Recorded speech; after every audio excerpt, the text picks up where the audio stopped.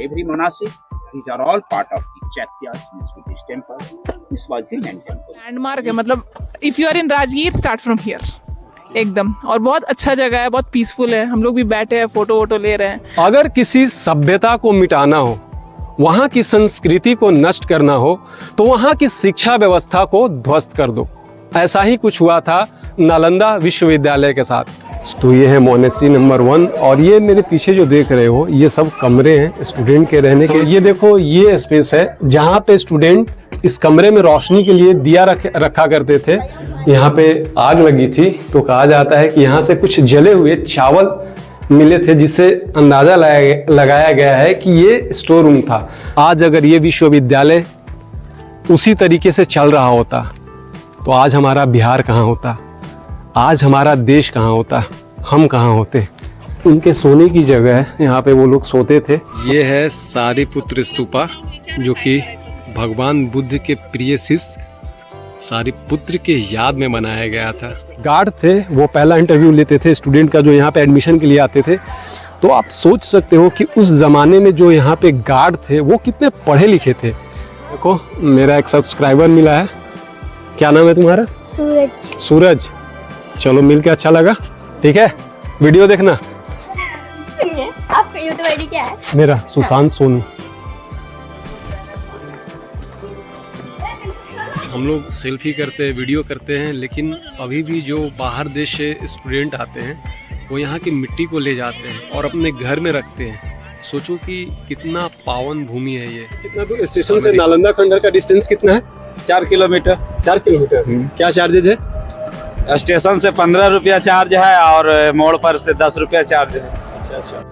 Welcome back to another blog. मैं हूं आपका दोस्त सुशांत और आज मैं आपको लेके आ गया हूं नालंदा विश्वविद्यालय का दर्शन करवाने।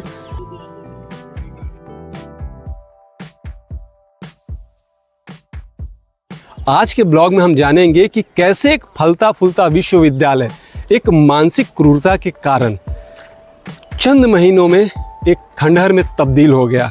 क्या थी कहानी, क्यों जलाया गया इस विश्वविद्यालय को, सारी इंफॉर्मेशन आपको मिलेगी इस वीडियो में, तो बने रहना मेरे ब्लॉग के साथ।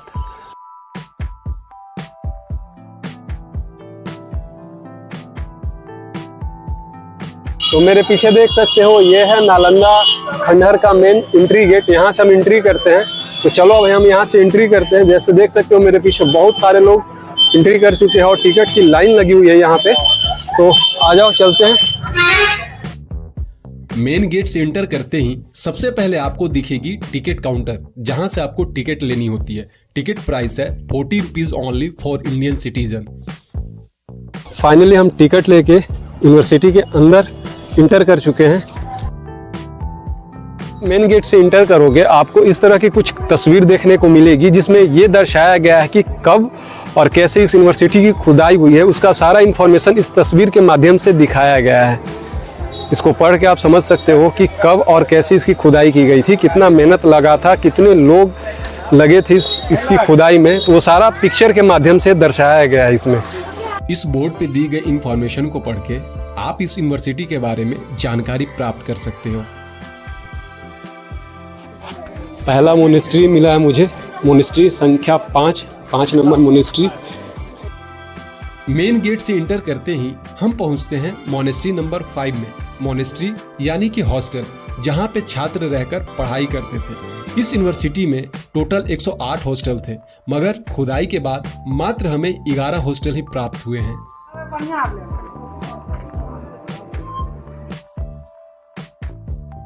Every monastic, these are all part of the Chaityas, means Buddhist temple. This was the main temple. अगर किसी सभ्यता को मिटाना हो, वहाँ की संस्कृति को नष्ट करना हो, तो वहाँ की शिक्षा व्यवस्था को ध्वस्त कर दो। ऐसा ही कुछ हुआ था नालंदा विश्वविद्यालय के साथ।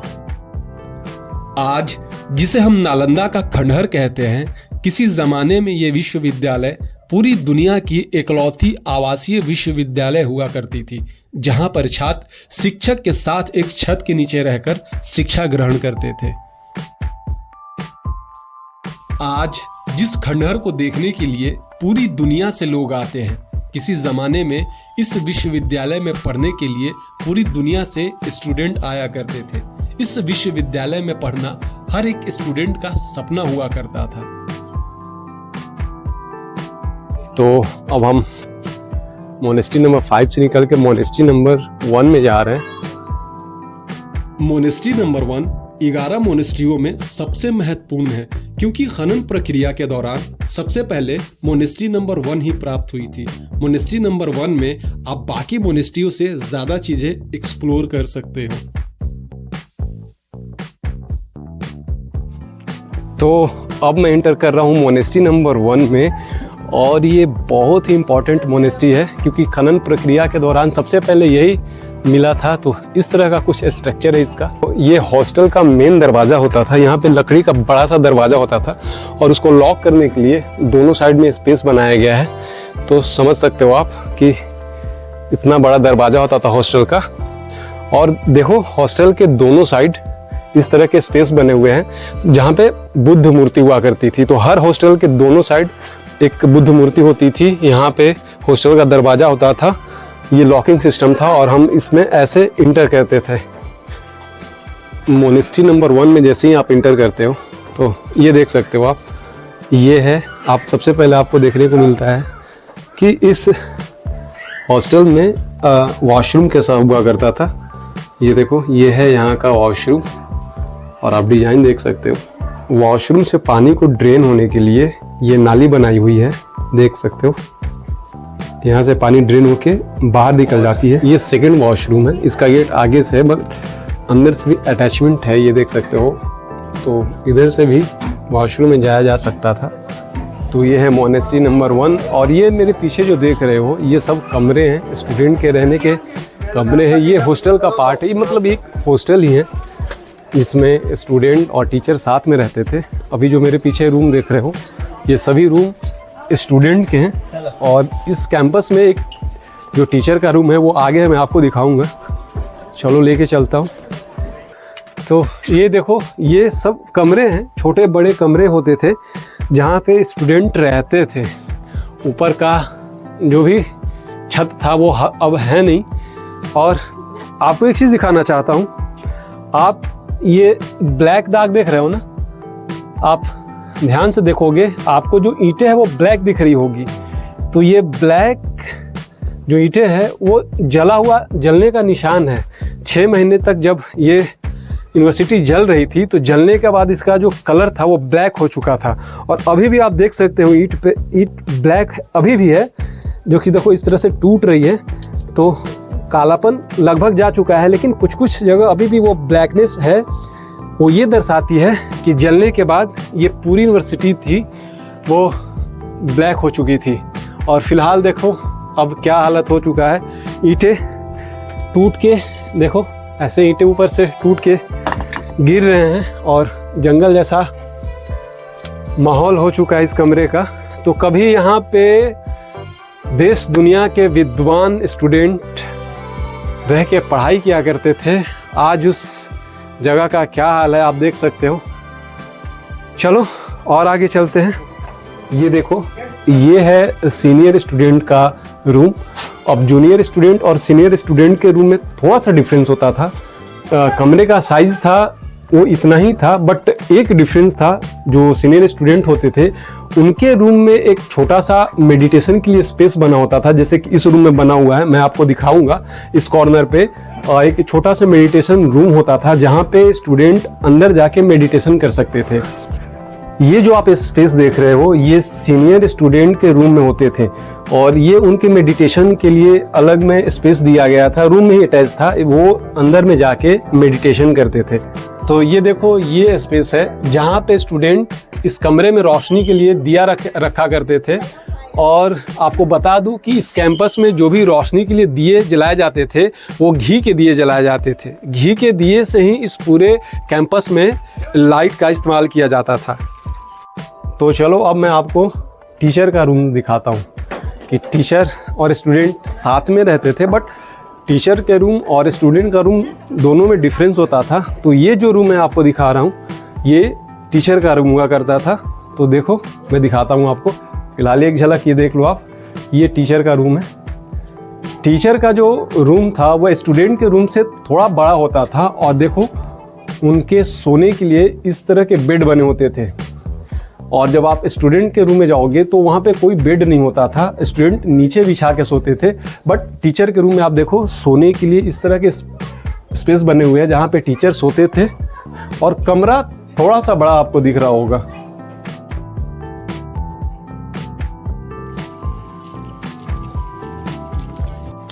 तो चलो अब मैं आपको स्टोर रूम में लेके चलता हूँ और उसका कंस्ट्रक्शन कैसा है वो मैं आपको दिखाता हूँ।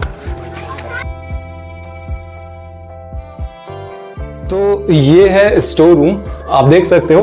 मैं ऊपर से देख रहा था तो इसका जो छत है वो ऐसे है, लेकिन अंदर से मैं देख रहा हूँ कि इसका जो डिजाइन है वो यू शेप में बनाया हुआ है ऐसे। और जब यहाँ पे आग लगी थी तो कहा जाता है कि यहाँ से कुछ जले हुए चावल मिले थे, जिससे अंदाज़ा लगाया गया है कि ये स्टोर रूम था, क्योंकि यहाँ से कुछ जले हुए चावल मिले थे। स्टोर रूम के जस्ट सामने आपको ये स्पेस देखने को मिलेगा जहाँ पर बुद्ध भगवान की एक विशाल प्रतिमा हुआ करती थी। जैसा कि मैंने बताया था कि बहुत भीड़ होती है, काफ़ी लोग यहाँ पे घूमने आते हैं। आइए कुछ लोग से बात करते हैं और उनका एक्सपीरियंस जानते हैं कि यहाँ पे आके उनको कैसा लगता है। लैंडमार्क है, मतलब if you are in Rajgir start from here एकदम। और बहुत अच्छा जगह है, बहुत पीसफुल है। हम लोग भी बैठे हैं, फोटो वोटो ले रहे हैं। और कहाँ जाने का प्लान है? इसके बाद हम लोग यहाँ से निकलेंगे। बहुत सारी जगहें हैं, जैसे वो जापानीज टेम्पल है, वेणु वन है, फिर ब्रह्म कुंड है, ठीक है, सूर्य कुंड है, फिर उसके बाद शांति स्तूप जाएंगे। तो जितनी भी जगह हैं वो हम लोग एक एक करके फिर धीरे धीरे कवर करेंगे। और आपको पता ही होगा कि राजगीर जो है वो माउंटेन्स से घिरा हुआ है, ठीक है। तो राजगीर का स्पेशलिटी यही है कि ये पहाड़ियों के बीच है, तो ट्रैकिंग के लिए बहुत अच्छा है, ठीक है। और अभी यहाँ पर एशियन हॉकी चैंपियनशिप भी हो रहा है, इसके कारण यहाँ पे भी टूरिस्ट बहुत सारे, आप पीछे देख सकते हैं कितने टूरिस्ट आए हुए हैं, अलग अलग कंट्रीज़ के, ताइवान वगैरह के टूरिस्ट आए हुए हैं वहाँ पीछे। तो बहुत अच्छा है। अभी का माहौल भी बहुत अच्छा है, मौसम भी अभी बहुत फेवरेबल है, मज़ा भी बहुत आ रहा है। और अगर आप ट्रैकिंग के शौकीन हैं तो ज़रूर आइए। पहाड़ियाँ बहुत सारी हैं और फैसिलिटीज़ बहुत अच्छा है, बहुत मज़ा आ रहा है। अभी तक जो लोग नहीं आए हैं उनके लिए क्या कहना चाहेंगे? बिल्कुल, अगर आप लोकल में हैं, मतलब अगर आप हमारे यूपी, बिहार, झारखंड वाले, वेस्ट बंगाल वाले बेल्ट के हैं और आपको ट्रैकिंग वगैरह का शौक़ है या ऐसे कुछ हिस्टोरिकल प्लेसेस देखने का शौक़ है, तो यहाँ आपको ज़रूर आना चाहिए। मतलब औसम है और अभी का मौसम इतना बेस्ट है कि मतलब ट्रैकिंग में मज़ा ही आ जा रहा है बिल्कुल। तो अभी यहाँ से हम लोग निकलेंगे और एक ट्रैक मारेंगे हम लोग ब्रह्म कुंड के पास, व्यवहारगिरी। Thank you. तो अभी मैं आपको मोनेस्ट्री नंबर 1 दिखा रहा था, और ये इम्पॉर्टेंट इसलिए भी है क्योंकि सबसे पहले इसकी खुदाई की गई थी और यहाँ से बहुत सारे धातु भी प्राप्त हुए थे, मूर्ति भी प्राप्त हुई थी। तो मोनेस्ट्री नंबर 1 ऑलमोस्ट हम विजिट कर चुके हैं और हम यहाँ से निकल रहे हैं। चलो चलते हैं। ये दुनिया का पहला ऐसा विश्वविद्यालय था जो आवासीय था, मतलब जहाँ पे स्टूडेंट यूनिवर्सिटी के अंदर ही रह के पढ़ाई करते थे, वो भी फ्री ऑफ कॉस्ट। बट आपको बता दूं कि यहाँ का जो चयन प्रक्रिया था वो बहुत हार्ड था। कहा जाता है कि मतलब 10 बच्चों में से मात्र 3 बच्चे ही पास कर पाते थे यहाँ का चयन प्रक्रिया। और मैं आपको बता दूं कि जो पहला स्टेप था, जो पहला इंटरव्यू होता था, वो यहाँ के गेट कीपर के द्वारा लिया जाता था। जो यहाँ के गार्ड थे वो पहला इंटरव्यू लेते थे स्टूडेंट का जो यहाँ पे एडमिशन के लिए आते थे। तो आप सोच सकते हो कि उस ज़माने में जो यहाँ पे गार्ड थे वो कितने पढ़े लिखे थे। एक हॉस्टल में 31 रूम्स हुआ करते थे और 2 चूल्हे हुआ करते थे, एक कुआं था और टीचर को पढ़ाने के लिए 2 स्पेस बने हुए थे जहाँ पे टीचर बैठ के पढ़ाते थे। ये देखो, ये टीचर के पढ़ाने की स्पेस थी, यहाँ पे बैठ के टीचर पढ़ाते थे। और इस हॉस्टल की बनावट इतनी मतलब बेहतरीन थी कि जो स्टूडेंट अगर किसी रीजन से मतलब नहीं आ सकते हैं अपने रूम से बाहर, तो टीचर जो यहाँ पे पढ़ाते थे वो स्टूडेंट अपने कमरे से भी सुन सकते थे। तो आप ये जो देख रहे हो ये चूल्हा है, यहाँ पे खाना बनाया जाता था और बाद में ऐसा बोलते हैं कि इसमें औषधि भी तैयार की जाती थी। एक कुआं होता था, 2 किचन। फिलहाल अभी मैं कुआं के पास जा रहा हूँ और देखो सेफ्टी के लिए ना इस तरह के लोहे से इसको ढक दिया गया है ताकि कोई भी मतलब दुर्घटना ना हो इसमें। इस कैंपस में बॉलीवुड का एक मूवी भी शूट किया गया था, मूवी का एक सॉन्ग शूट किया गया था। उस सॉन्ग का नाम था वादा तू निभाया। इस सॉन्ग में देवानंद जी हीरो थे और हेमा मालिनी उनकी हीरोइन थी, और इसी कैंपस में उस गाने की शूटिंग की गई थी। तो अगर आपने नहीं देखा उस गाने को तो आप देख सकते हो, आपको उस गाने में यहाँ के लोकेशन देखने को मिलेंगे। 12वीं शताब्दी में तुर्की शासक बख्तियार खिलजी ने इस विश्वविद्यालय पर हमला करके पूरे विश्वविद्यालय में आग लगवा दी थी। साथ ही साथ इस विश्वविद्यालय में रह रहे 200 से अधिक बौद्ध भिक्षुओं का सर भी कलम करवा दिया था। आक्रमण के दौरान इस विश्वविद्यालय में जितनी भी बुद्ध मूर्तियां थी सबको तोड़ दिया गया। कुछ जो मेडिटेशन एरियाज हैं वो नए जैसे दिख रहे हैं, और कुछ जो मेडिटेशन एरियाज हैं, समाधियां हैं, वो पुराने जैसे दिख रहे हैं। तो मैंने गार्ड भैया से पूछा कि क्या ये जो नया दिख रहा है वो अभी बनाया गया है या फिर पहले का है। तो उन्होंने बताया कि नहीं, सारा जो आप देख सकते हो कि ये सब कुछ जो पीछे का एरिया है वो आपको नए जैसे दिख रहा होगा, और मेन जो स्तूपा है आपको ओल्ड दिख रहा होगा, पुराना जैसा। तो उन्होंने बताया कि नहीं, ये सब उसी टाइम का बना हुआ है, बट इनकी सफाई की गई है। देख सकते हो आप कितने चमकदार दिख रहे हैं। ऐसा लग रहा है जैसे कि अभी मतलब कुछ दिन पहले इसको बनाया गया है, बट ऐसा कुछ नहीं है, ये भी उसी समय के हैं, बट इनकी सफाई की गई है। उन्होंने बताया कि केमिकल से इनकी सफाई की जाती है, वो भी 2 साल पहले इसकी सफाई की गई थी। तो देख सकते हो 2 साल पहले सफाई करने के बाद इनका लुक कुछ इस तरीके का दिख रहा है। इस यूनिवर्सिटी में 3 पुस्तकालय थी, जिसमें 9 लाख से भी अधिक पुस्तकें थी। ऐसा कहा जाता है कि जब इस यूनिवर्सिटी को जलाया गया तो यहाँ की जो पुस्तकालय थी वो 6 महीने तक कंटिन्यू जलती रह गई थी, जिसे जलने में 6 महीने का वक्त लगा था।